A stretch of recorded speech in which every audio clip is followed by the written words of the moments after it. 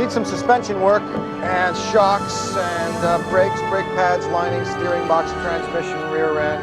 Ka-chow. Just don't see no cars! It works! I love this button! Always remember, if you ain't first, you're last.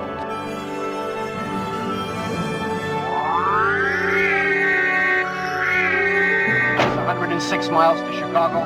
We got a full tank of gas, half a pack of cigarettes. It's dark, and we're wearing sunglasses. Hit it. All right, welcome back to the Unnamed Movie Car Podcast, recording at you live from Nakatomi Plaza. Oh, my gosh, as we watched Die Hard. Welcome to the party, pal. I think that's what he said. Very quotable movie. Yeah, very quotable. And if you guys are first-time listeners, first of all, thank you. Yep. But we wait for the first 10 minutes to give any spoilers from the movie. True. Gives you ample amount of time to turn this off if you really decide you want to watch Die Hard. That is true. It's a 1988 film directed by John McTiernan. Yeah, McTiernan. Starring Bruce Willis, Alan Rickman, and Bonnie Bedelia? I'm not sure. Who's this Bruce Willis guy?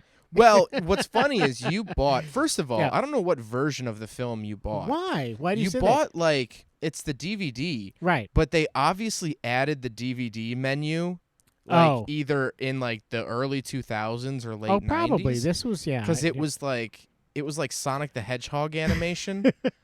And it has a different cover than like the world-renowned cover of half of Bruce Willis's face with the building. Well, and you know why they changed it? Why? Is because in the beginning, nobody knew who Bruce Willis was, and they didn't expect him to be. Well, they knew who he was, but they didn't expect him to be an action star. Oh, okay. He was only a star of Moonlighting, which was a TV show. And a lot of people, when they first saw it and they said, "Oh my gosh, it's Bruce Willis," they laughed. Oh, interesting. And so, which kind is of like funny. the Kindergarten Cop. Yeah, exactly. With Arnold Schwarzenegger. Right, which is why, at first, they took him off of the cover. They took him off of interesting. the movie poster. Okay. So yeah. I don't Anyways, know. It seems like you bought like some weird version. I'm of it. sure it was like a knockoff. No, it wasn't a knockoff, but because I bought it on Amazon. Mine was animated. My movie was the movie I watched was animated. But what's funny is it says Bruce Willis as I'm blanking on his name in the movie. John.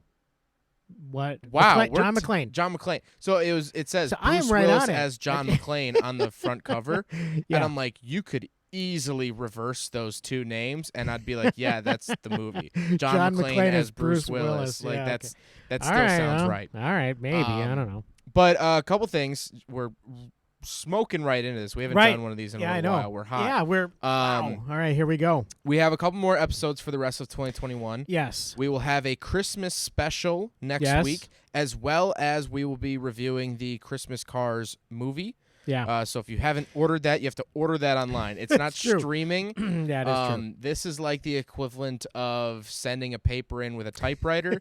You actually have to go out. Well, you don't have to go out into the world, but you have to go online and order this DVD. Heaven forbid. And have it sent to your house in some poor 30-year-old mail truck based off a Chevy S10. Wow. Yeah. LLV, they call them, long life vehicles.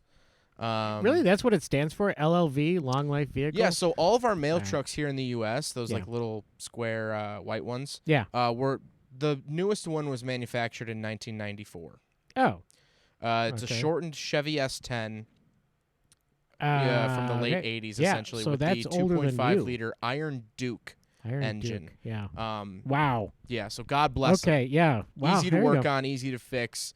They have engine fire issues, but it's fine. Kind of bad for a mail truck to have the wiring is engine 30 fire. years old, and the shrouds are dust at this point. Right, I get you. All right, so fine. you can get your DVD of Christmas Cars through the mail. Christmas Cars. With it's John Schneider, right? Yeah, John Schneider. John Schneider. So look up Christmas Cars, John Schneider.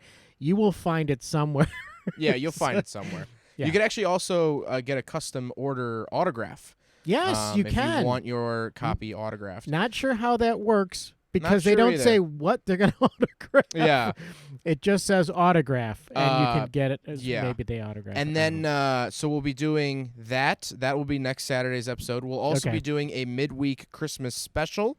We are? Yeah, No. which you are not aware of yet, but that's something you're going to want to tune into YouTube for. Right. Okay.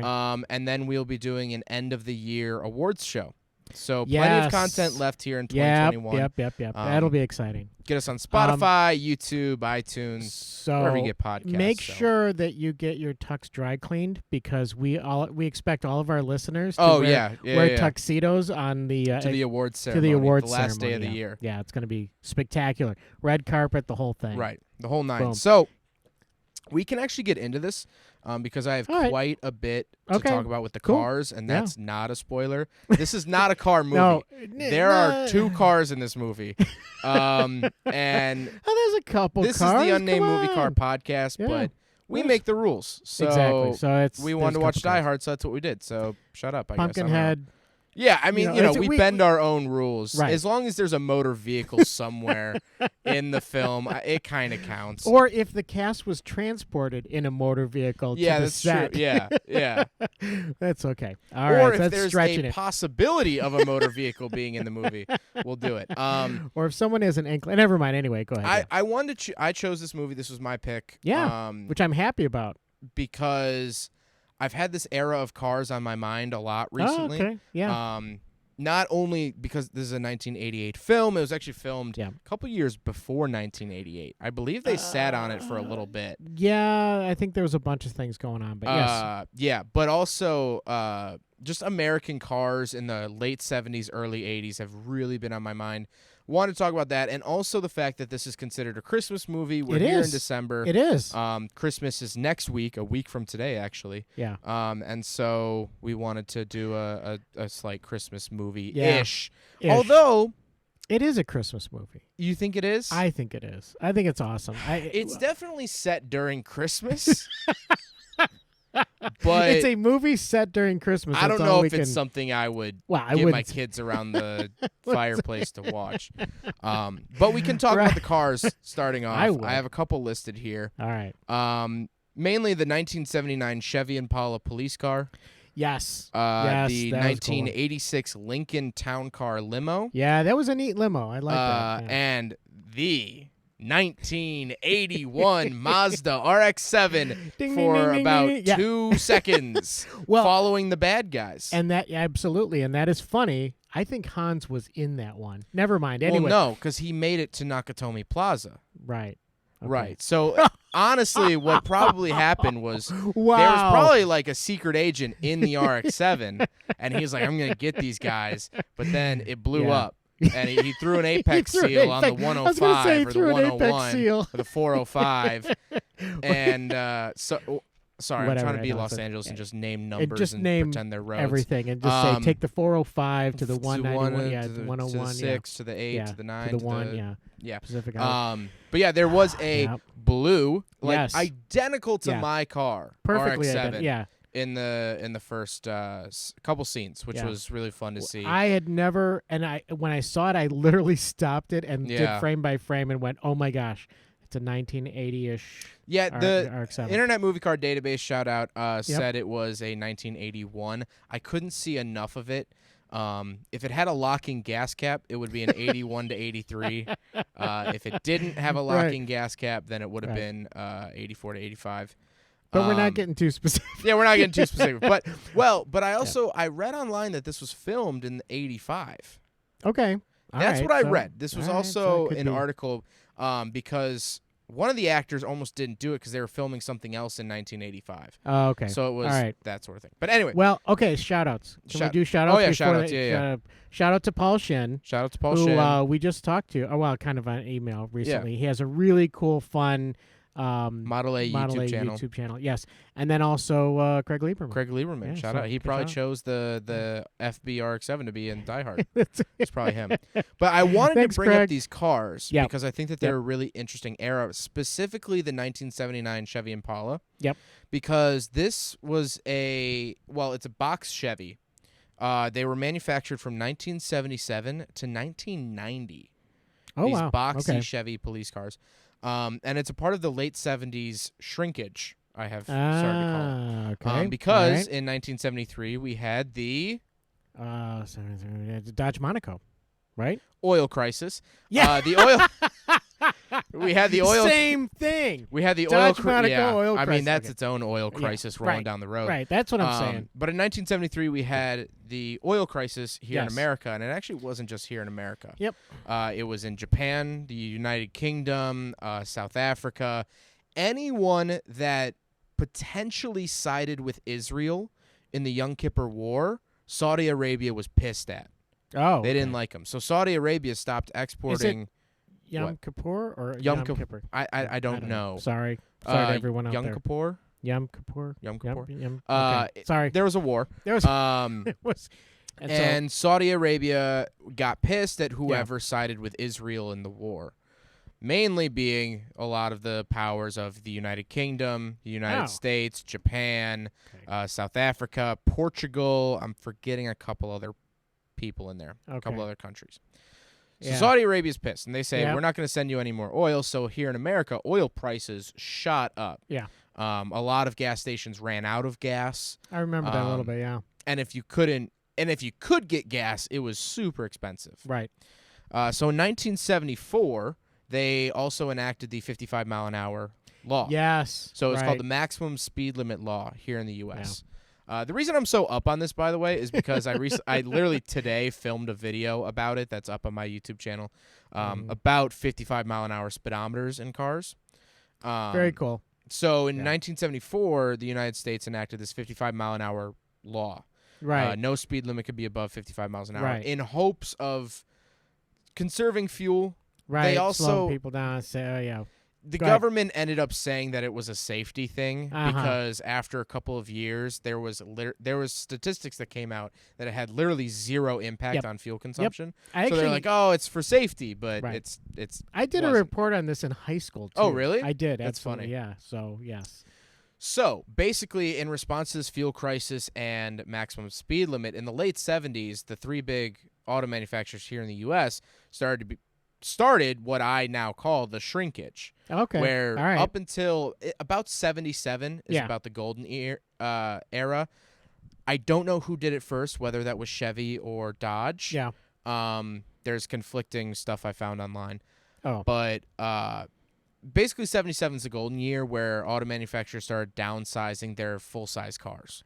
Before this, we had the Lincoln Town car. Well, that was right before we got the Monaco in '76. So after the Monaco, the Dodge Monaco. Yeah. I so think Dodge was 77. Yeah. They actually started getting smaller with like the Dodge Diplomat and things like that. True. That was a smaller. It was a K car, right? Right. Yeah. I believe. Well, some Diplomats were. I think there was a previous gen that wasn't. But so basically, up until the 70s, cars had gotten ferociously bigger and bigger and bigger and bigger. Yeah. Throughout the 50s, you had the big tail fins. Oh yeah, Throughout they the were 60s, huge. you had huge cars, and Right. into the 70s, you had these huge boats. I drove a Lincoln Town car from '78. Ford was a little bit late to the game. They started their downsizing in '79, but it had a 7.5 liter V8. 7.5 liters, the 400 cubic inch V8. So cylinders the size of coffee cans. Basically. I mean, that's almost a liter it's a per huge cylinder. engine. Almost a liter per cylinder. Yeah, that's what I'm saying. That's a huge engine. And it made 150 horsepower, which is just despicable. And it made 12 horsepower. Basically. So it's a really interesting era. Yeah. Because for the first time in American car history, you started to see a serious downsizing. And not every car was downsized at the same time. So you had, Dodge's full-size sedan was significantly smaller than Ford's full-size sedan because Ford hadn't caught on yet. Yeah. So we started to game Ford. We started to see that with the Ford LTD, very popular cop car. There's actually one in Die Hard. Is there? Wait. It's like the corner of the light you see it. And I was like, hey, it's an LTD. That was now only offered with the 5-liter V8. Oh, instead of a 7.5 liter V8. Gotcha. Okay. That's their fuel saving downsizing is going from a 7.5 liter to a 5 liter. Although, fun fact, I'll get on a tangent, wasn't even a 5 liter V8. So Ford's Windsor V8, the 5.0, was never actually a 5.0. It was actually a 4.9 liter V8. Okay. But because they had a 4.9 liter straight 6, in the F-150 pickup trucks. Yeah. They didn't want to mix people up with the straight 6 4.9 and the V8 4.9. So they lied. So they just lied and rounded up to 5.0. Yeah, we're doing an average here. Yeah, I mean, like, seriously, Yeah. because Okay. I just reviewed All right. a Ford LTD and Mercury Colony Park, and they both had the Windsor 302s. And technically, because it's the 300 is a 4.9, so that 302 bumps it up to a 5.0 in theory. So the car companies just basically do whatever, just like we do on the show here. Well, that's what I've learned. Make their own rules. And that's what crushed me when I turned. Man, I had to have been like 20, I think. Okay. I learned that there is no standardization to dynamometers. Really? So you know, like a dyno, you put the car in the dyno, sure, strap sure, it down. Sure, yeah. There's no standardization. What? How can that be? That's just So Mustang dynos read different than Dyno Jets, which are just different brands. It'll be in the same ballpark, okay. but if you take the exact same car and strap it to 3 different dynos, you're going to get 3 different numbers. Wow. Which is infuriating. It is infuriating. That is like, as someone who appreciates statistics and whatnot. So let's create our own dyno that just, puts our cars off the charts. Yeah. Like No, you literally can. Yeah. I remember I was getting my car dynoed, and the guy was like, Yep. if you want a paper that says that this thing makes 450 wheel horsepower, we can make that happen. We just adjust it because there's a lot of math that goes on in a dyno session all right, because of gear ratios and blah blah blah. Yeah. But anyway, So also getting back to these late 70s cars, I have a video on my YouTube channel talking about the 55 mile an hour, why a lot of cars from this era have a speedometer that will circle 55 miles an hour, and that was actually a law in 79. They had to point out 55 miles an hour. Wow. But it was quickly repealed in 1982. Okay. So it was only a 3-year law here in the States, but they had to emphasize 55 miles an hour. And you have That some was examples. really weird. What? I just moved my wrist and it went numb. Oh, well, that's not That's not good. good. That's not a good. That's not a good sign. You want me to call an ambulance? No, I'm good. Okay. So, yeah, I that's why I want to point out this this era is really interesting in terms of cars. Yeah. It is. and, There's no doubt about it. What was the other one? A Lincoln Town Car, the limo? Yeah, the limo was very Honestly, cool. didn't care for that whole character thing. For that that guy? The limo driver. Yeah. No, I get it. No, didn't really care. I understand. We're way past 10 Oh, minutes, we are so we way can. past. Yeah, so the bad guy gets thrown off a window at the end. Yeah. That's well, our let me just. spoiler alert. Oh, Bad guys the lose. Lincoln Town Car limo had the 5.0 liter V8. That's actually the 4.9. That's why I wrote it down. Wow, that would be a slow car then. That giant limo. Oh yeah. That would have no been way, no way, like no way. horribly slow. No, I totally understand about that character. I get your feeling for that. Yeah, you could have probably taken that character out completely. Yeah, I didn't really see a whole big point to it. Yeah. But yeah, what are your thoughts on Die Hard? Let's get into it. Okay, so I actually don't really have any major notes. you have no. I was gonna say you have no opinions whatsoever. I have about one Die single Hard. note. That's it. Really? Yeah. I should have done more research then. But so as far as the movie goes, one of my all-time favorites. Absolutely, 110%. This movie is actually the movie script is actually. I think just about every screenwriting book I've ever read that was made after this movie includes this movie in, okay, this is how you make a good action movie. It's one of the best action movies from a story standpoint. And it was a ground setter. Yeah. A lot of movies after it really copied it. As far as Under Siege, that was Steven Seagal's, Die Hard on a boat. I mean, basically, that was that type. That of became thing. a thing. Is Die Hard in a plane? Die Hard, exactly. Yeah. So Die Hard in the someone men's takes it restroom. over, right? Right.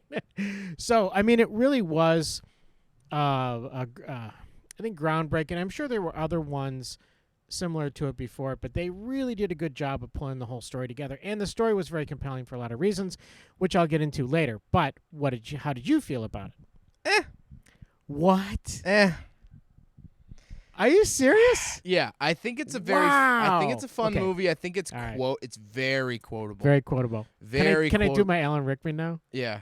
Okay. Go for It's it. one of my favorites. One of my favorite God. bits of the movie. Talking about quotable, it's where he goes into the elevator. The elevator opens up, and there's a guy strapped to a chair, and John McClane has written on him a message, and Alan Rickman's character goes over to him, and he reads it, and he goes, "Now I have a machine gun. Ho, ho, ho." And he's just reading it. That was the poorest Alan Rickman ever. That's pretty bad. Yeah, it was really bad. Anyway, loved lots of quotes. And That was almost part of my hatred. not You don't hatred. like this movie. I don't hate this movie. All right. I don't think it lived up to my expectations. Really? Well, have you never seen this movie No. before? It felt Okay, like I it have was failed just as a father. I It have felt like failed it was as a just father. coasting between quotes. Like I felt like they threw every Okay. Here's the thing. I feel like it's been quoted so many times Yeah. that going into it I knew all of the quotes. You the probably have. Yippee-ki-yay, Right. Mother Clucker. Yeah, yeah. You've Um, probably heard a lot of it. Yeah, exactly. Where literally the show Workaholics, if you remember that show. Oh yeah, yeah. Mhm. They did a whole episode, and in the beginning they're watching Die Hard on TV and they're making fun of it, saying "Yippee-ki-yay, Mother Cluckers" because it's a for TV yeah, adaptation. I get that. Yeah. And then in the end they do their own heist, and he says "Yippee-ki-yay" in the vents, and I think because I know the quote so well. Yeah.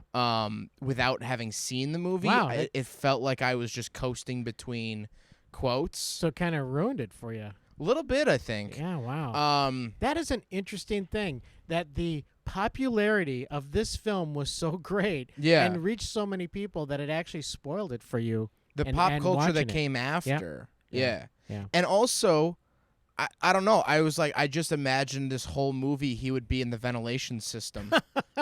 But he wasn't. No, I know. Exactly. No. There was a lot going on. I mean, a whole movie in the ventilation system would be like sending claustrophobic. like sending miners up into space to destroy an asteroid. That would never happen. Yeah, no one that's would a ever dumb make a movie. No one would movie write that. ever make a movie about that. Yeah.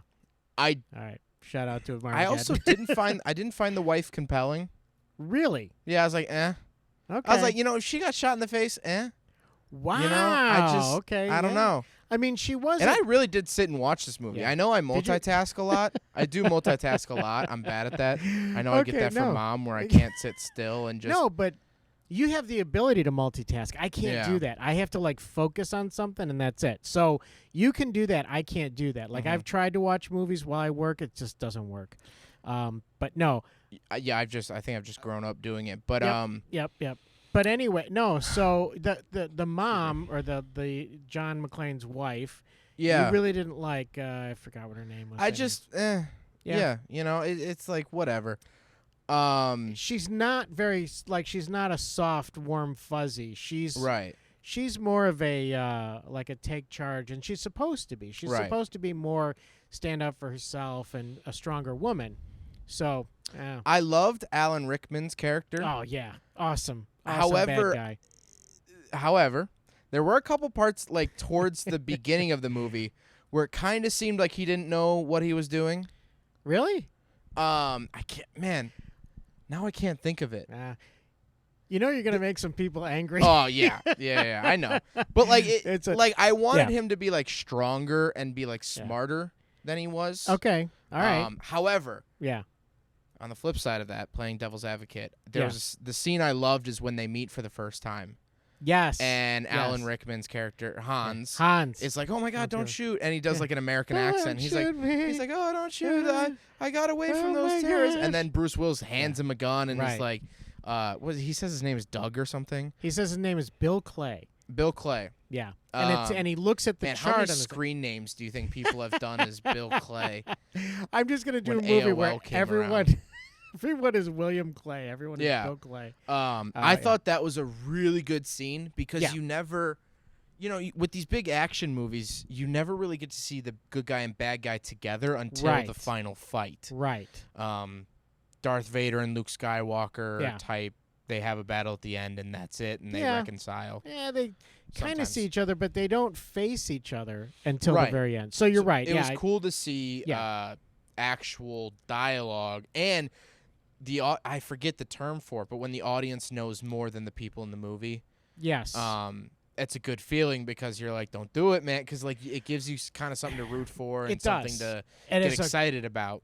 And that's one of the reasons why this was so well written, was because it gives you this knowledge, this pre-existing knowledge as the viewer, and you're like, I can't remember it off the head.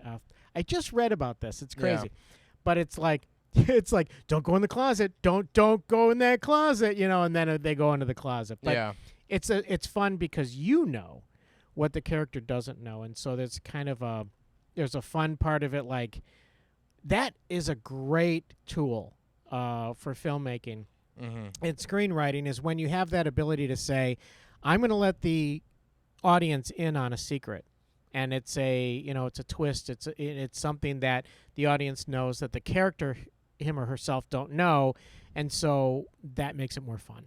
And I really enjoy when movies do stuff like that. Yeah. So I definitely didn't. I enjoyed the movie. Don't get me wrong. Yeah. I just don't hold it on a pedestal. Okay. I'm trying to think of what else. I really liked the relationship between the cop and John Mclean. Yep. I forget the cop's name. Yeah. And it's cool when they kind of. I think, isn't it Al? Maybe. Yeah. Okay. When they exchange glances at the end of the movie, because they hadn't seen each other, but they knew they figured it out. The police chief was annoying as all heck. Yes. I mean, I've never wanted to punch someone through a movie so much more. Yes, I agree. And I think that's kind of the reason. That was the reason. Yes, he was needed. He was needed to balance out Al and give Al someone to argue with, because if you would have just had Al, the cop, sitting out there and talking to John Mclean, it would have been actually all nice and everything. There wouldn't have been that tension. A lot of times in filmmaking, you try and have some sort of tension going on, because otherwise it's not interesting. If there's no tension, why are you watching the film? It's not interesting. So I like that aspect. Yeah. And also I thought it's a very interesting piece of culture. I believe it's inducted into the Smithsonian some historical video or historical movie archive. It probably is. And absolutely catapulted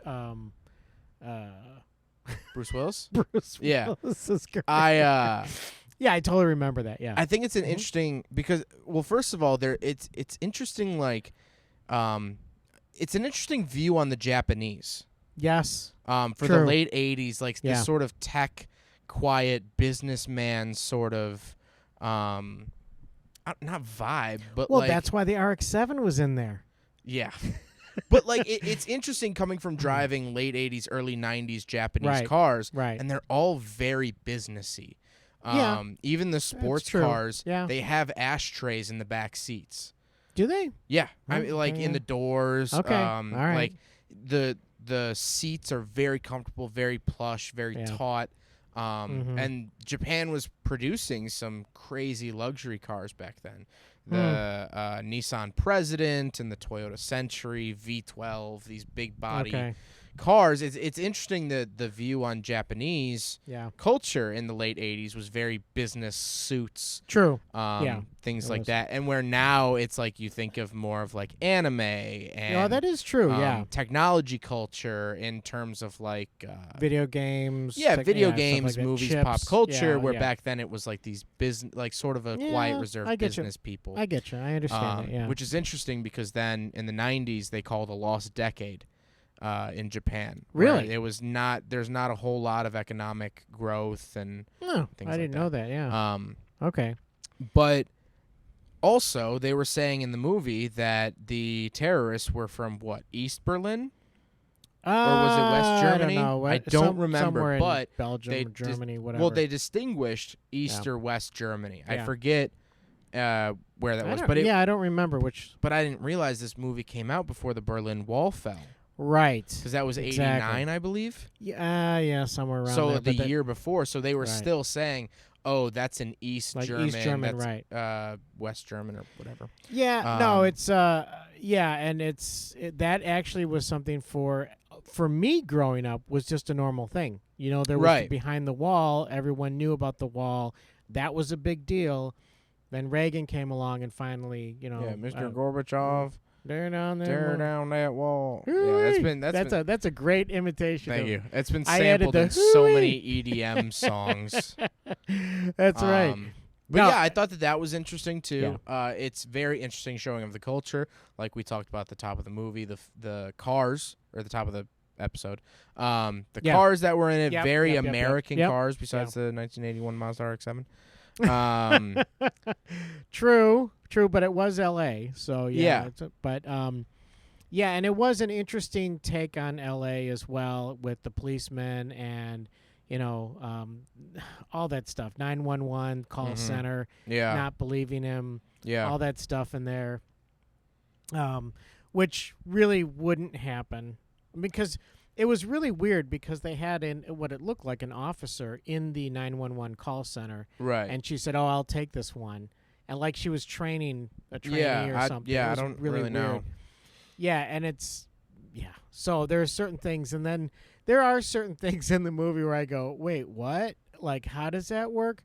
And there's a thing I'll tell you later about the end of the movie that I question. I have a couple questions about the end of the movie. So anyway, another thing I saw was when he comes in, John Mclean for the Christmas party. Yeah. And he's looking for his wife, and she had already changed her last name in the computer. Holly Janelle?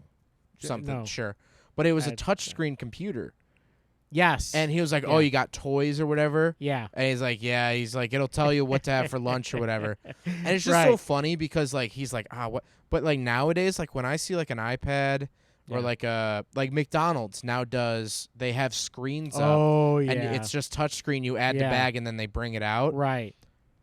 Listen, it's a little dystopian. Yeah. I love it so much. I don't want to deal with the 15-year-old making $4 an hour at the front desk. Okay. I just want my food. I don't want to interact, especially with COVID. I mean, like, okay. But it's so funny that was just such science fiction in Die Hard. It was. But let me just, on that subject, let's talk about Die Hard that. is a science fiction movie. Of the likes of Star Trek and Star Wars. Because there's a touchscreen in the 80s. Star Wars is technically accurate. Please do not. No, I'm kidding. Actually, I think the first touchscreen in a car was like 91. Was it? Might have been.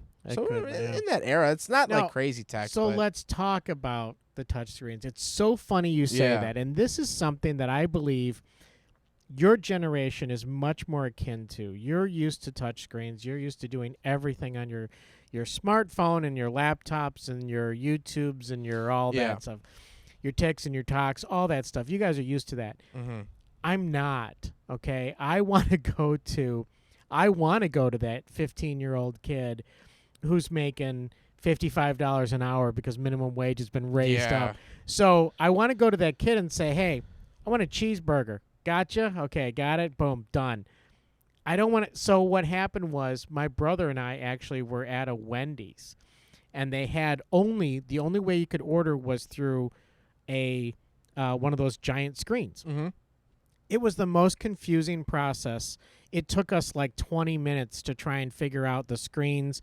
We were like, "Where is the burger? We just want a burger." Wow, yeah. Okay, so it was so frustrating and so annoying. And then that happened at a very terrible time in our life.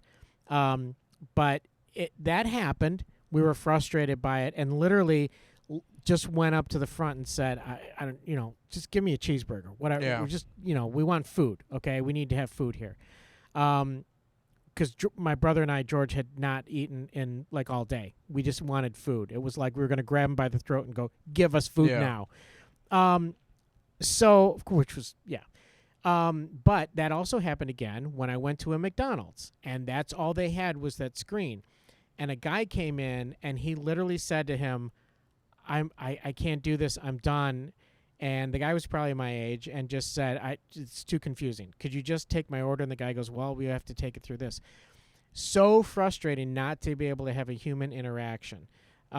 Same thing with anything that I go through, like a customer service or anything like that. I want a human being who can listen to me and understand and, talk through it or whatever. Customer service is different because I've never had a customer service bot that actually I believed understood the English language. No.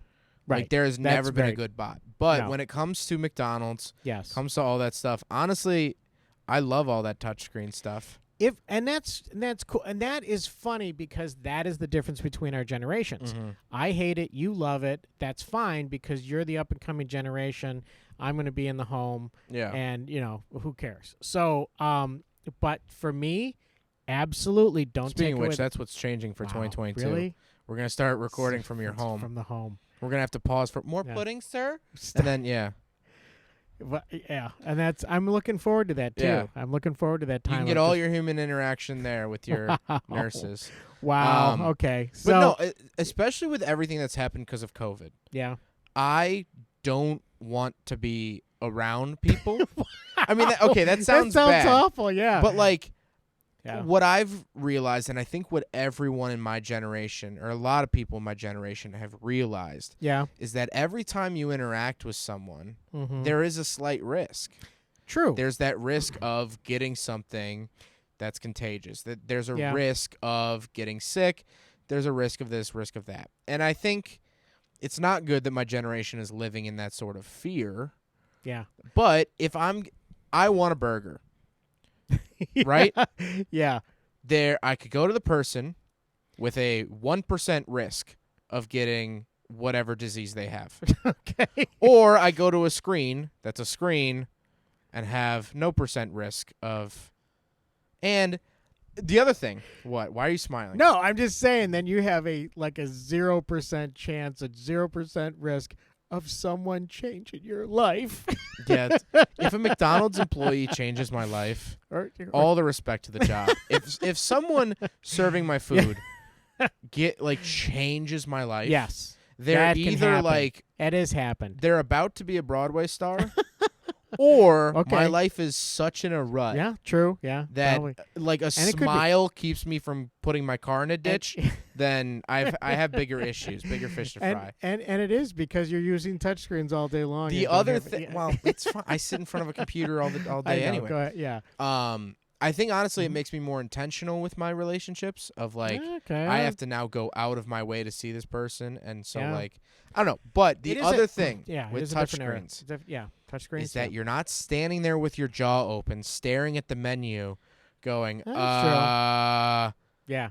because there's no pressure because no one's watching you put the stuff in on the screen, and Okay, you can I see can- a picture of each thing. I can mean, give you yes, that. it's kind of like Idiocracy. I'm now realizing there's a big picture of each thing. Right. You can add and minus Yeah. things from it. That's fine.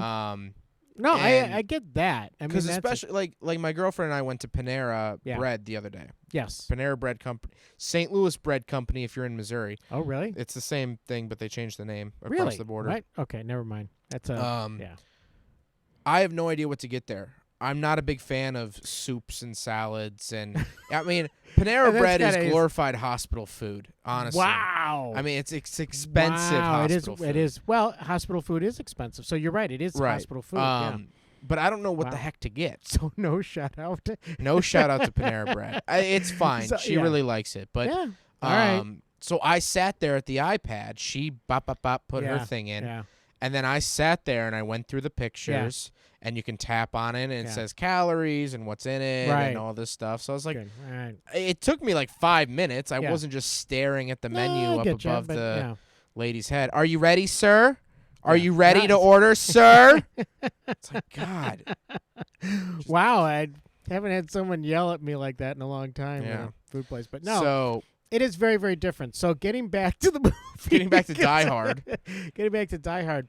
And what's funny is at the beginning they showed this guy who was the security guard who basically was very blasé, and he's like, "Oh yeah, just put your name in there, and Yeah.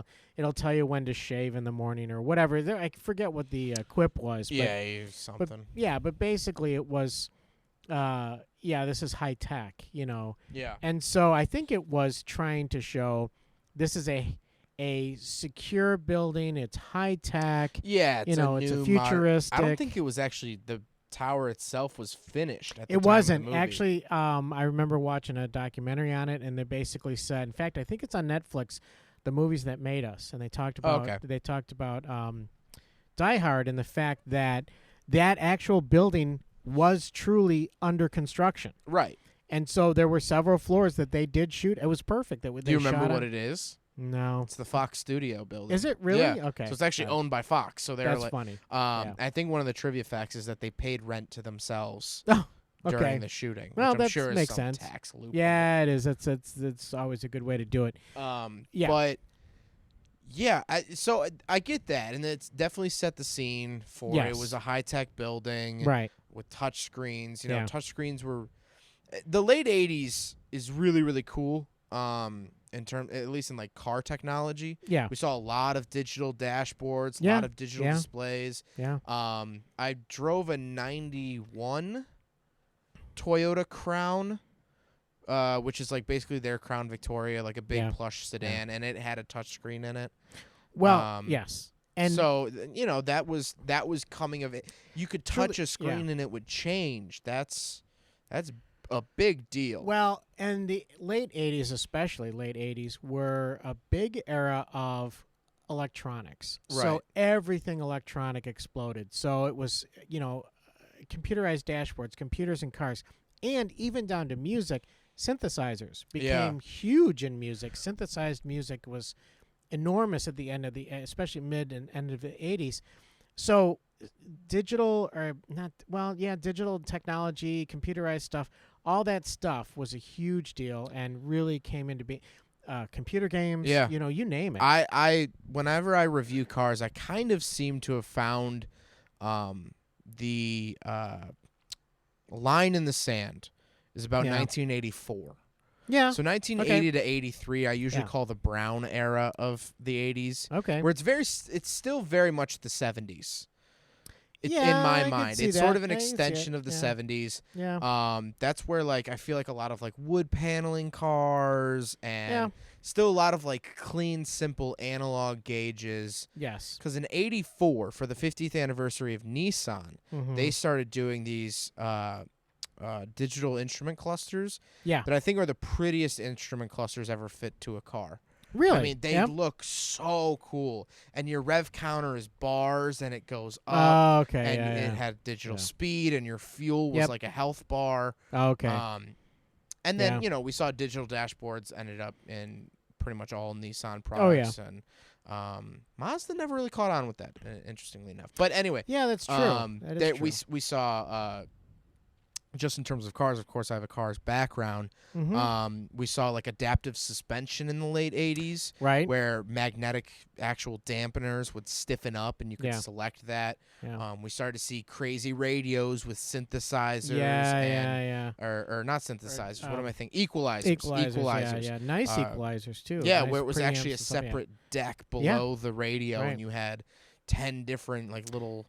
Yeah, Swivel thing. My RX-7 had one. Yeah. My originally. Audio went through a huge change in the 80s. Yeah, car Absolutely. audio. It wasn't Yep. Well, actually still into the 90s, GM was using Concert Sound 2. Oh, really? That was their premium audio and the Buick Roadmaster. All right. It's better than marching band sound. Yeah. Yeah. So, but it was an interesting era for technology. It was. You start to see car phones. Yes. Car phones. And they had that in this movie. Up. Speaking of Die Hard. Yeah, speaking of what movie? We're talking about Die Hard here, ladies and gentlemen. Anyway. You just joined us. Yeah. But yeah, you definitely saw. Yeah, I could talk about late 80s tech. Yes. Huge growth area. And I think that's also plays into the influence of the Japanese. Yes. Because the Japanese had a lot of the leading tech brands. Yes, Not they did. only Nissan, Toyota, Honda, Mazda, automotively, but we also started to see Nokia, Samsung, all of these bigger tech companies start to arise out of Japan. Radio So. Shack. I wanted to say Radio Shack actually, but that's definitely American. Yeah, I know it's American, but it's interesting now that I think about it, splitting up the brown era and like synthwave era of Yeah. the 80s at Yeah. 1984. That's also exactly when Nissan switched their name. They switched their name? So Nissan was Nissan after 1984, but before that it was still Datsun. Oh. Okay. So it took them a couple of years to transfer it, but I drove a 1984 Nissan Maxima at this point, a couple weeks ago.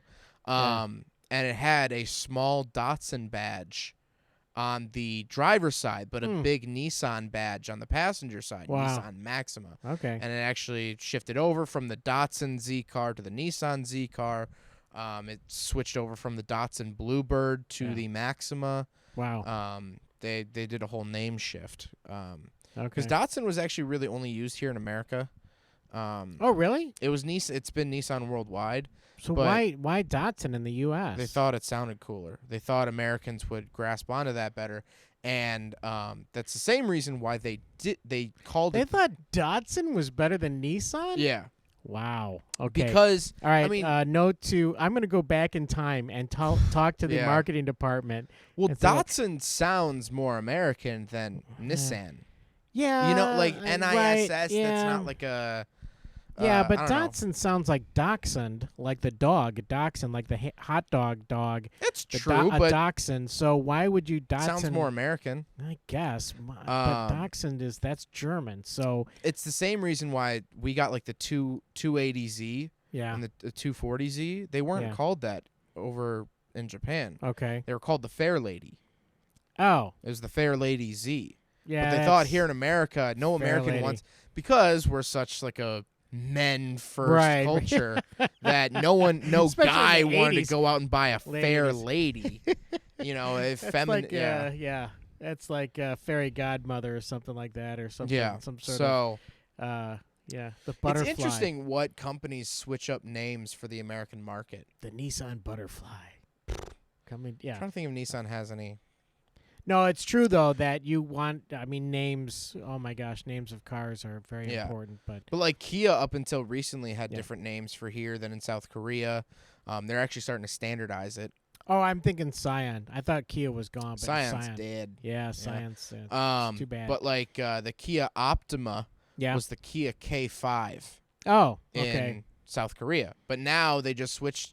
Now it's like the all new Kia K5. Well, that's just what it's been called overseas for Yeah. the last 2 decades. Yeah, I'm trying to think of like what cool name they could have given it, like the Yeah, Kia. it's I don't know. Yeah. But anyway, Die Hard. So, Die Hard. Yeah. So speaking of Die Hard, Love the 80s tech. yep. That Yeah. wraps up that. What else about the movie? Oh my gosh. To me, there's so much about it. Like to you, there's nothing about it. But to me, there's so much about it. Like every bit of so many different things about like the subtext that they use. Sometimes they were directly like they were right in your face, on the nose as far as dialogue goes. And then some of it was a lot of fun subtext. You kind of got what was going on without having them to directly say it. There are so many wonderful little twists and turns when you first see the movie. You're like, oh, how's he going to get out of this one? Or how's he going to do this or that? And then he finds a way to do something. And then I think majorly, see, I'm not a huge fan of the Die Hard movies after this one. So Really? Oh, yeah. So it pretty much goes Die Hard 1, Die Hard the original. Okay, and that's it. You don't like the second one? The second one's okay. Correct me if I'm wrong. The second one's with the gold bars. Gold bar. No, that's the third one. That's the third Yeah, one? The third one is Die Another Day. No, it's James Bond. Die Hard 3 Tokyo Drift. Everything the third one, by Right, the way, yeah, is yeah. Die Hard 3 Tokyo Drift. Isn't it in Chicago? It is. The It is. third I one? believe it is Maybe that's why I O'Hare. liked it I as a want to kid. say O'Hare. O'Hare. It's supposed to. Maybe It is not. Maybe not. O'Hare's in Chicago. What? O'Hare's What? in Chicago. Yeah, but didn't you just say O'Hare? Didn't you say Chicago? Yeah. Yeah. Anyway. No, No. So it because we actually did a Die Hard. That felt. Die Hard 2 was at an airport. Oh, okay. Die Hard Right. in an airport was Die Hard. Die Hard 2. 3 then with Die Hard 3 why can't with Nick Samuel L. Jackson. Yeah. Yeah. It's, that one felt more of a race against the clock movie. Yep. And I like that because it's kind of across town. They're driving different locations. Okay, so that's my second Dump favorite. trucks in the basement. Yes, second favorite Die Hard movie is Die Hard 3. Okay. I would have to say that because I do enjoy. In fact, that's one of those movies where if it's on, I'll sit and watch it because it is entertaining. Well, we did the math challenge in one of my math classes in you seventh did? grade. Oh yeah, that's a great one. Because you have to pour exactly 4 gallons. Isn't it 3 gallons or something? Like there's like I think it's 4 gallons, but you have a 4? 3-gallon and a 5-gallon jug. Okay, that's it. Yeah. So you have to do that. So I forget how you did it. Yeah, it's explained in the movie, but then every time I watch the movie, I literally sit down and try to figure out how to do it. I'm like, oh yeah, how do you do that? How do you do that? So somehow wait, hold on. I think you fill up the 5 and pour it into the 3.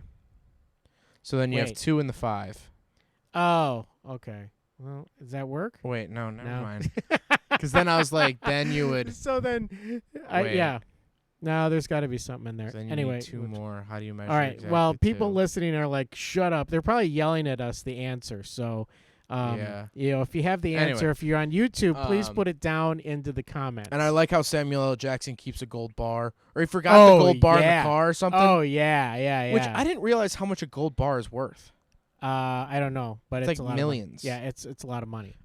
It's a lot. Anyway, and so I that was fine too because so I'm going to tell you why the Die Hard movies to me got progressively worse because the character John McClane changed tremendously and had he became Superman literally by the end of the movies, like the 5th one I think.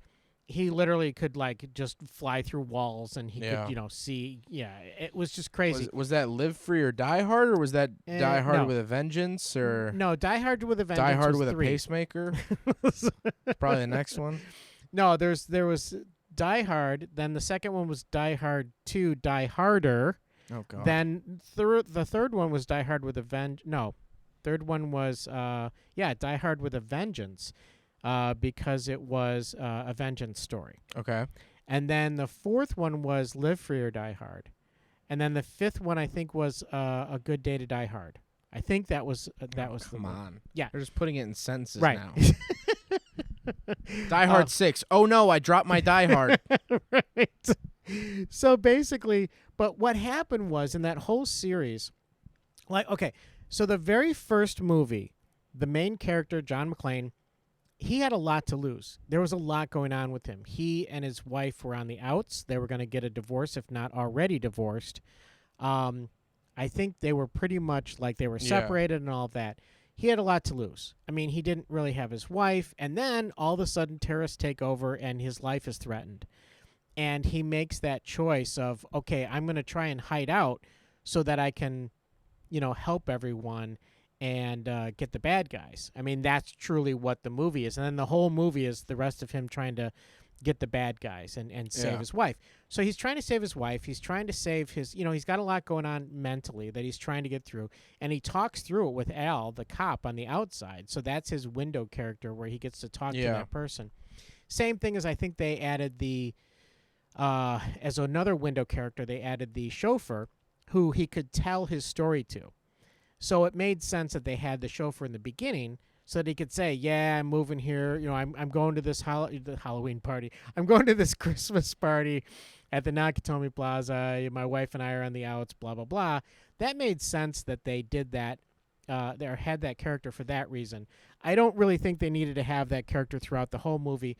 I liked him in the beginning, but then when he was on the phone while stuff was happening and not reacting, I was like, dude, just go home. What are you doing? It was like he was on the phone for hours, by the way. Yeah, like which, a long I don't care time. who you're calling. No one wants to talk to you for that long. Exactly, and it's like, okay, that whole part of it was like very cringy. Why was that character even needed at that point? Where they were. So, but the great thing is that John McClane had a lot to lose, and he was battling bad guys and not sure how to even do it, and so that was a fun adventure. The second movie, he and his wife were back together, so it was like he didn't really have anything to fight for. Yeah. He didn't really have... So, yeah, he blows up the bad guys in the end. Okay, fine. And then the third movie actually went back to him. He and his wife broke up. He and his wife were like on the outs, or they had divorced. Yeah. So now he was kind of down and out. And you're like, okay. And then he was being, he was getting the bad end of the stick from a guy who turned out to be Han's brother. Oh, okay. And so that's with the Vengeance, with Die Hard with a Vengeance, because it was a vengeance thing, yeah. So basically, again, he had something to fight for, and the whole time he was down and out. He had a headache for the entire movie, which I totally understand. And a lot of times when you write a good movie, if you can empathize with a character, like I've had bad days where I've had a headache the whole day. I completely understand that. And when you can do that, and then you had this wonderful pairing between Samuel L. Jackson and Bruce Willis, and a very unlikely pair. So that made it a lot of fun to see how they were going to get through this adventure together. So there was a lot more going on in the third one. By the fourth one, he just was really cocky. Like from the very beginning, he had nothing to lose. Yeah. He became this, smart aleck, older guy who didn't have anything to do with technology, and the kid who was the Mac in the commercials, the Mac and PC commercials. Remember the Mac and PC commercials? Oh, Justin Long. Yeah, he was like the good guy. Really? Oh yeah, he's in this, and he's like the computer expert. Okay. And then there was a lot of things with computers that were yes and no, kind of like cringy. I mean, it was a fun movie, but it wasn't. It was okay. Then you get the fifth one, which I've never seen the fifth one, so I really cannot say anything. All I've heard is bad things. I should maybe probably next watch. year we'll do Die Hard December. Yeah, well, something. There you go. That sounds We'll good. have 4 weeks. Yeah. Yeah, but if you didn't like it, I mean, What? if you didn't like Die Hard, then it's not going to be fun for you.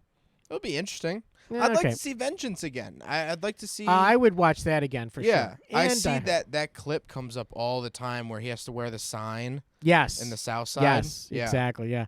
So okay, maybe we would do something like that, or Die Hard. Yeah. you know, Try to whatever. find some cars in there. Jeez. That's right. Well, there's plenty of cars in the 3. There's a lot of cars in 3.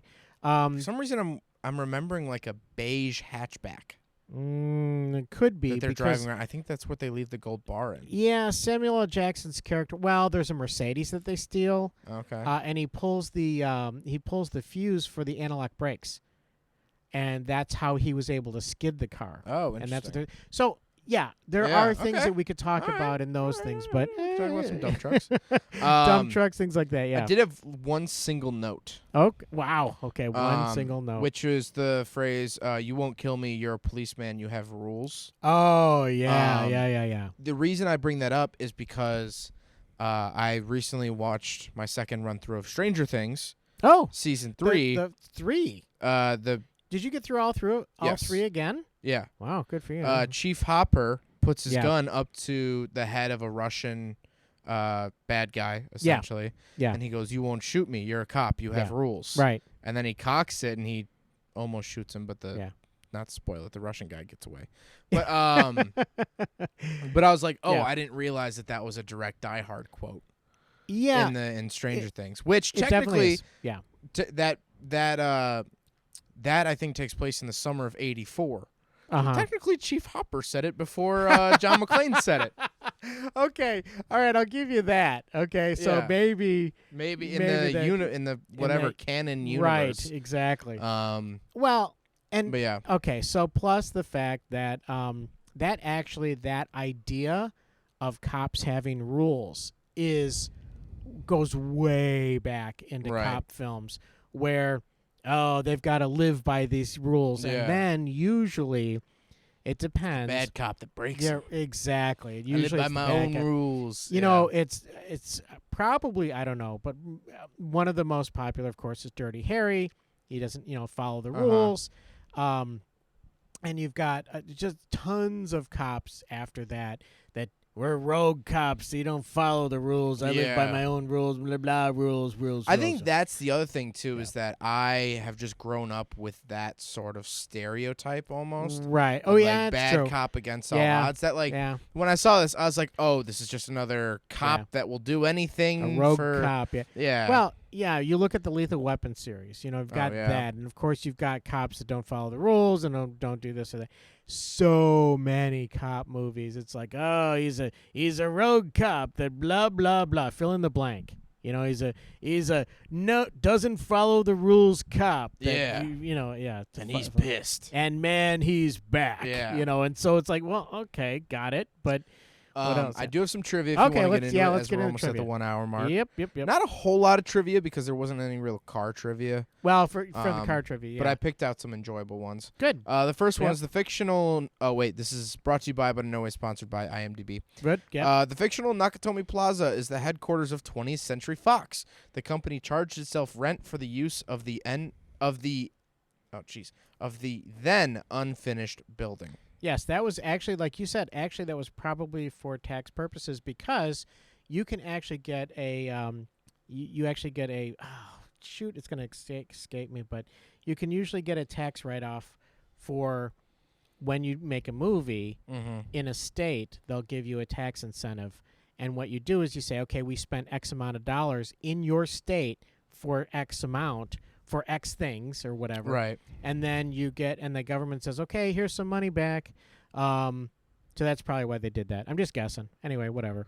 Go ahead. Yeah, no, I assume I don't know. Care. I don't know anything about taxes, so I don't have anything to add there. No, tax incentives are huge for filmmakers, and I think I want to say Canada, but there's a couple countries where like they'll give you tons of money back because you're putting money into their economy and you're stimulating jobs and you're helping the communities. I think Georgia is probably another one because Georgia is a huge filming hub nowadays. It is with The Walking Dead. Yep. I told you I went to the Stranger Things lab. That was cool. You sent me a picture. Very cool. That's why I went back and watched Stranger Things because I was like, literally that parking lot, which is so funny. Yeah. Because Hawkins' lab in Stranger Things is out in the middle of nowhere. It's in the woods. Which it's shot at Emory University, one of their abandoned buildings. Oh, really? Yeah. I believe it used to be a mental institution. Like it's a legit like abandoned, haunted, scary place to be. Yeah. But I was watching and I'm like, oh, I stood in that exact parking lot. That's if weird. you take a left, it's a whole neighborhood. Oh, really? It's okay, like so a very populated neighborhood. So it's that's funny. And only in the second season do you see a helicopter shot of Hawkins. Yeah. And it's CGI. Oh, really? Well, I assume Hawkins the laboratory is real. Right. But it pans up and it's all surrounded by trees. And I'm like, I've been there. It's all neighborhoods. Yeah. And you would have like panned up and just seen the skyline of Atlanta because it's right next to it. Oh, okay. Right. Well, but okay. Archer's recorded in Georgia. That's a Georgia production. Archer. Yeah. Right. Yeah. Walking Dead was in Georgia. That's a big one for Georgia. Yeah. A lot of stuff filmed. A lot of the Avengers stuff was filmed in Atlanta. Yeah. Not a spoiler alert, but spoiler alert. I think someday we should do Stranger Things. Yeah, me too. The first one. I totally agree. Yeah. I went down and did the Porsche driving experience in Atlanta. That was cool. Building is the Avengers building. What? Yeah, Tony Stark's office is actually in the Porsche building. And so that's cool. I went back and looked, and it's literally they digitally removed the Porsche logo and put in the A from Avengers. Wow. Apparently, somewhere on the campus of the Porsche, because that's Porsche's North American headquarters. Yeah. Apparently, somewhere they have the actual A, the Avengers A from the movie. But isn't Audi like a big sponsor of? Audi's a huge sponsor. Yeah. And also it was. That facility was built in like 2010 or 2011. Yeah, it was built fairly recently, so it has very modern architecture. I actually took a tour of it. Yeah, and They did some really cool architectural things we don't have to get into. But, yeah, so that's where they shot Avengers. A lot cool. of stuff is shot in Georgia. A lot of stuff. I mean, it's it makes purposes. well, and also the generally good weather that kind of thing. Yeah, it's in the south, so yeah. it's like it's mild at least year round. Yeah. And a lot of people like shooting there because it's not L.A. Right. It would be and actually, other states should take note of that, like how much Georgia was able to. I mean, that's a huge deal. Yeah. I mean, if you, I don't say pander, but if you supply the film industry with what they need and you give them, you supply them a good place to shoot, lots of, studios and equipment rentals and things like that, you can really up your game as a state. You could. Right. Illinois should take advantage. Yeah, I was going to say, in the reverse of Blues Brothers, didn't they have to make like a sizable donation? Oh yeah, to they the did. city in order to be able to shoot there. Well, they did. And think of how idolized Chicago became because of that movie. How stylized it was. Yeah, there was a lot of. I mean, that was a good thing for Chicago, and it was Mayor Byrne. It was the female first female mayor, Jane Byrne, who actually said, yeah, let's open the doors to filmmakers. Let's bring in filmmaking to Chicago. Dailies didn't want to do it for a long time because they thought, well, you're just going to shoot gangster movies here. That's all you're going to shoot. And they're like, no, we'll shoot other stuff. And so a lot of, really cool movies were shot there after Blues Brothers and during that time. And it was a great heyday for filmmaking in Chicago. And Cinespace, as we know, Cinespace is a studio in the Chicagoland area now, and they have brought back a lot of filmmaking, which was great. Chicago Fire's I was going to say the Chicago Fire, Chicago PD, Chicago Veterinarian Clinic, Chicago Barbershop, everything you can, and Chicago they have. Man. Right, and so what they did was they bought a huge industrial park that was empty, basically. And they said, well, we're going to convert it. And actually, one of the Transformers movies was shot there, bits and pieces of it. Yeah. And actually, I was there, and I actually got to see bits and pieces of broken buildings made out of styrofoam that were sitting on the back lot of this place. It was really cool in Chicago. So, states should take advantage of that. They should really, say, okay, filmmaking's here, and... Yeah. It's gonna be here. I mean, it's gonna. Trivia fact number 2. Okay, sorry. It's okay. Let's. Just no, you're good. Yeah. The costume department had 17 undershirts in various stages of degradation. Degradation, yeah. I'm sure. On hand for Bruce Willis. So big undershirt budget here on the film. That actually, was I a feel majority. Like 17 is actually kind of low. Yeah, there was well, you probably had the stunt undershirt. And then you had because you probably did have actually the same undershirt for the stunt people as he was wearing at the time. So it was interesting at the very beginning of the movie. He has a pristine white undershirt on, and I was actually when I watched it this time, I was going, okay, when is it going to start getting dirty? And I'm going to watch it get dirtier and dirtier until it literally is like a brownish gray. Yeah. It's just like it's really awful. The entire thing is completely. I will say, based off of this, I forgot to say earlier when I was giving my thoughts, I love a movie that takes place in one night. Yeah. Yeah, it's fun. I don't know. It just it almost feels like a sleepover. Right. Because it sort of ends with the sun coming up, kind of like, oh, tomorrow's a new day, blah blah blah blah blah blah. But all that garbage they shoved down your throat. But no, I looking back, I do appreciate the fact that it was one night.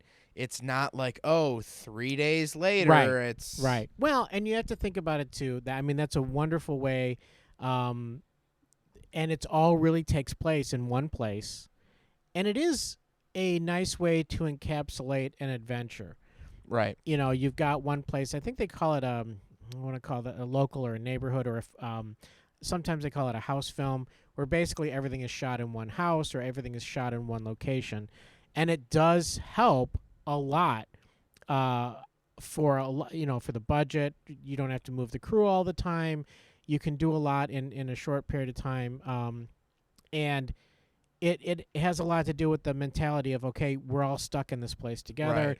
So there's a lot to it in that. But yeah, it's fun to watch a movie that's almost not real time, but it kind of feels almost like real time, you know? Yeah. So, yeah. No, I appreciate that in Yeah. a movie. Sure. Next one. In an article for the 30th anniversary of Die Hard, Bonnie Bedelia No idea. stated that the first thing she thinks of when someone mentions Die Hard is Alan Rickman. Yeah. The two became friends and had lunch together every day while shooting the movie.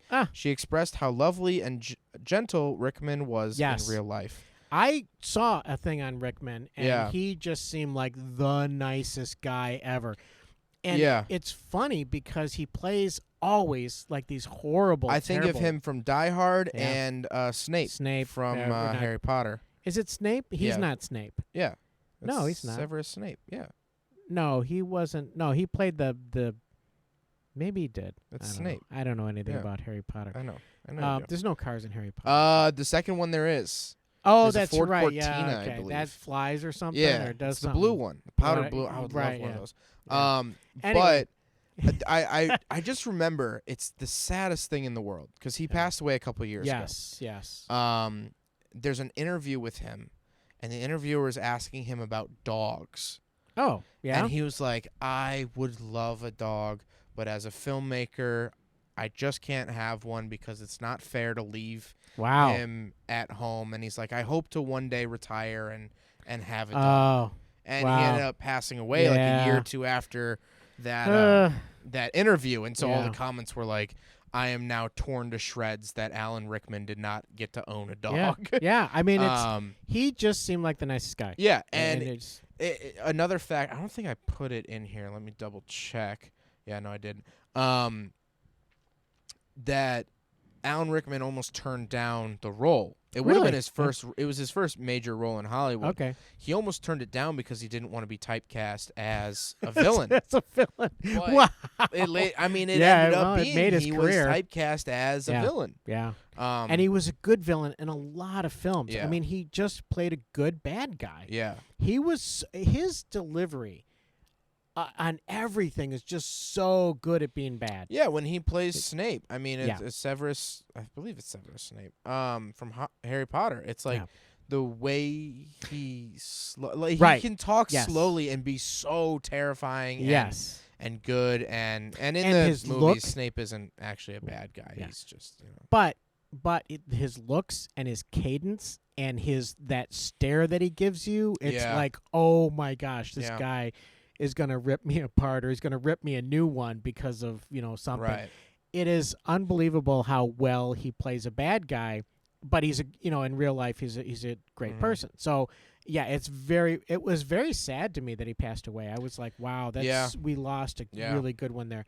But yeah, and the one thing I wanted to say about him too is that, and I don't know if you have this in your trivia, but when at the very end where he falls out the window, or he's kind of pushed out the window, I guess, or whatever, the scene where you see him and he's falling, they said in the documentary that was a real look of horror on his face. Oh, interesting. Yes, because what they did was they had him all set up with a green screen, and they had the parachute, or not parachute, they had that like airbag underneath him. He did actually have to fall a good ways. And I don't know how far it was, but anyway, it was a good fall. If you're falling backwards, that's scary. If you fall 2 feet backwards, that's scary. So what happened was they got him ready for the stunt, and they told him, they said, okay, we're going to roll. And they said, okay, we're going to let you go on 3. And they said, 1, boom, and they let him go. And he was shocked that they let him go early, and that's what they got. That's what they captured was his shock. I also read that when John McClane and Hans first meet, they did not rehearse that. They didn't rehearse that scene, apparently because the director wanted there to be this sort of awkwardness. Okay, all right. And sort of uncomfortability between the two. Yeah. And so apparently they did a couple things like that. Where like they, Yes, and Alan Rickman, I believe in the documentary they said that he was trying to basically do a surfer dude because they were asking him like what kind of English or what kind of American dialects can you do, and he's like, well, I could like do a surfer. So he was kind of the surfer dude. That's funny. Character in that, and he was trying to emulate that when he was Bill Clay. Yeah. So I thought that was very funny, but that's very cool that they didn't rehearse that. Yeah, they wanted to go in like naturally and stuff. Last bit of trivia I have here. In 2007, Bruce Willis donated John McClane's undershirt to the Smithsonian Museum. One of 17. I was gonna say, first of all, one of 17, but also like, so yeah. Is that a generous donation? I mean, I guess it's kind of cool, but like, here's this sweaty, dirty undershirt from a movie 30 years ago. Yeah, I know. I get it. Like, that's an important piece of film history. Yeah, but it's just funny the idea of him like a football jersey, handing it over to the Smithsonian. Yeah. And they're like, oh, this thing smells terrible. So we're at the end of this, but I want to actually mention a couple things in this movie that kind of irk me a little bit. Okay.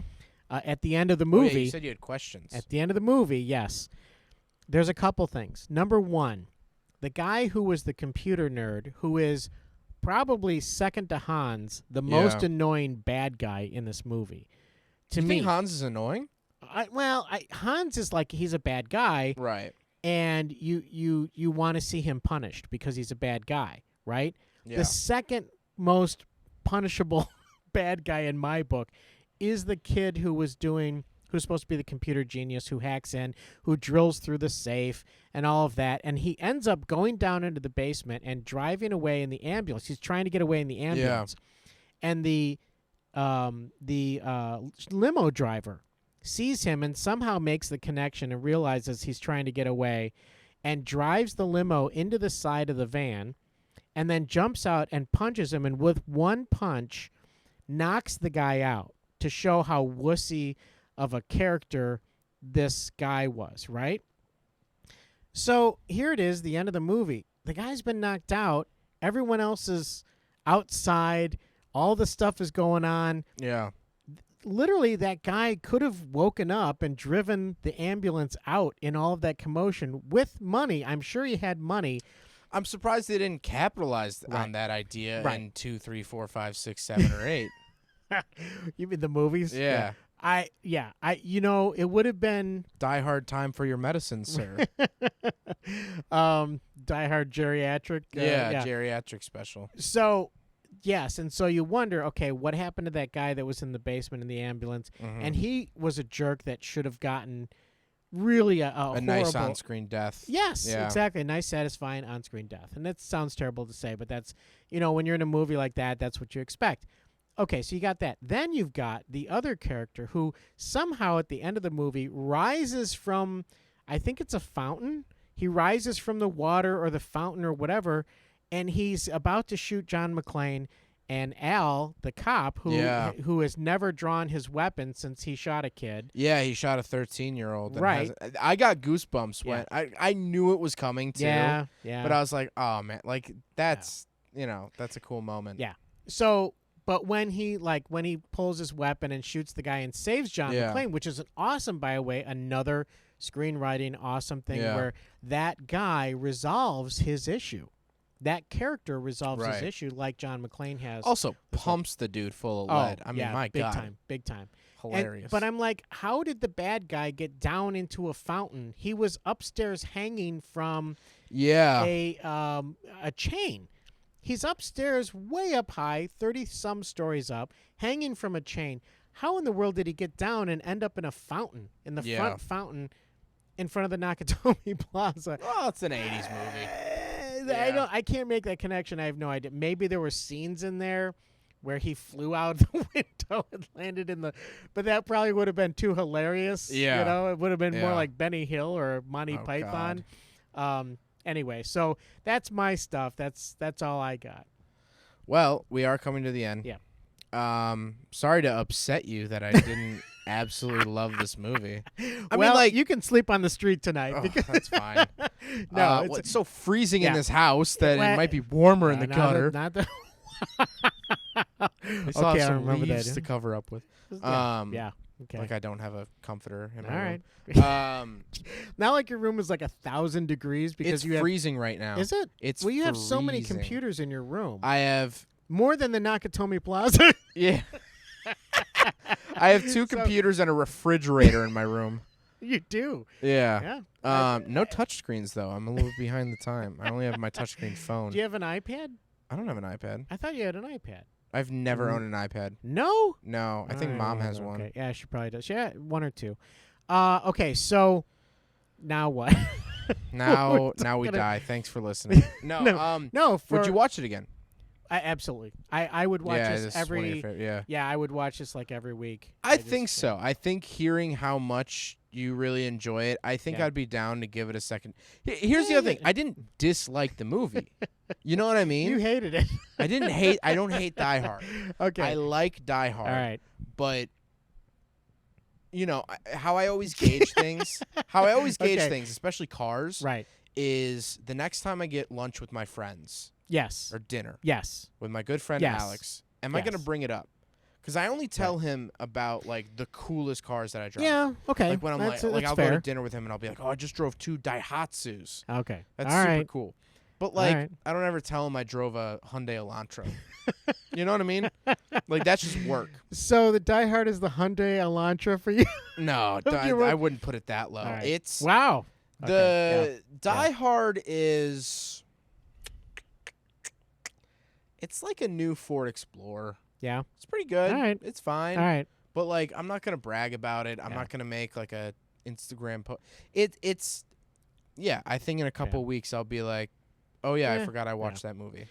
So, I totally understand. I get that. And I would say I watched this movie more than the other movies. All right. Well, that's good. So yeah. So, do we have any other announcements before the end here? Do we have anything that we I want don't to think share? besides what we talked about We at have the big plans. beginning, We have we big do have big plans. So stay tuned. Yeah. So Yeah. next week we've decided a long time ago. Next week's movie is Christmas Cars. Yes. So that's a given. We've had this. Have you watched it yet? No, we've had. So the we've DVD had the for a while. DVD for like 2 months in preparation for this. This DVD was probably purchased in what, late July, early August of 2019. of 2004. We made the movie. With John Schneider. Yeah, we were today. there. Do you mind if we make we a made movie it with you? specifically for the podcast. No. No, we've had it for a long time. Yeah. It's because I asked you, I'm like, we need to do a Christmas special because Christmas is on a Yes. Saturday. Yes. And that's when we upload these podcasts. Yep, So I'm yep, like, we yep. got to do something. And so I think, did you find it or did I? I found it online. Because Yeah. because I just Googled Christmas cars. You Googled it, And and then I was like, there only one movie came up. right, and that's the one I glommed onto. And Yeah. said, oh, so we're I was like, whatever. And then I started watching like previews and the stuff around it, and I'm like, oh yeah, we're watching this film. It's an interesting Yeah. movie. We haven't seen it yet, Right. but it's a movie by John Schneider. Yes. Who played Bo Duke? Yeah. I think it's Bo Duke. He played Bo Duke in the original Dukes of Hazzard, and this movie full on has the General Lee in it. Oh yeah, big time. Big time. So I'm gonna have to look into the copyrights of the General Lee. Yeah. If this was such a small scale production that whoever owns the rights to the General Lee doesn't care, or if because he was a part of the movie he got the rights, or part of the TV show actually. John Schneider actually runs like this group of people that They rebuild. restore and build Yeah, they restore General Lees. General Lees. Yeah. But you know that there's a difference between a fan restoration club Right. and owning the copyright to put in a film. Right. And it's just so quizzical. You can only order the DVDs. You can't stream it anywhere. Right. You Yes. can't watch it on Yeah. YouTube with Yep. ads. Not that we know of. That we know of. Yeah. So super excited about that. Yes. We will also have another bonus episode for the week of Christmas. Yeah. That you don't know about yet. That I don't know about. You don't know about yet. Okay. So I don't. Seriously though, I don't know about it. And that's a fun thing is we got a whole bunch of things coming up too. And then we'll have our awards ceremony at the end of the year. Yes, that'll be fun. Which I'm super excited about. I'm looking at the list in front of me right now. So get your tuxedo pressed. Yeah, get your tuxedo pressed. And then we're going to be taking a 2-week hiatus. Yes. At the beginning of January because we're going to be changing some stuff for 2022. Yep. Gives us some time to kind of recharge the batteries, figure some stuff out, and I think that's it. We're on Spotify. Oh, you know what? What else? There's something else. On right? Spotify, we are almost, my friend. We will have a celebration when we hit our first $1 that we've made. We've made 94 cents so far 94 on Spotify and iTunes. Our audio version has made almost 94 cents. Wow. So when we hit that $1, we'll be selling the podcast and moving on.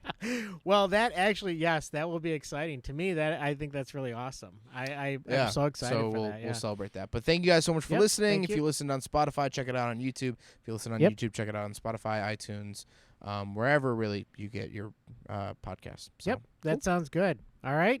We good? Yep, we're good. All right. Bye-bye.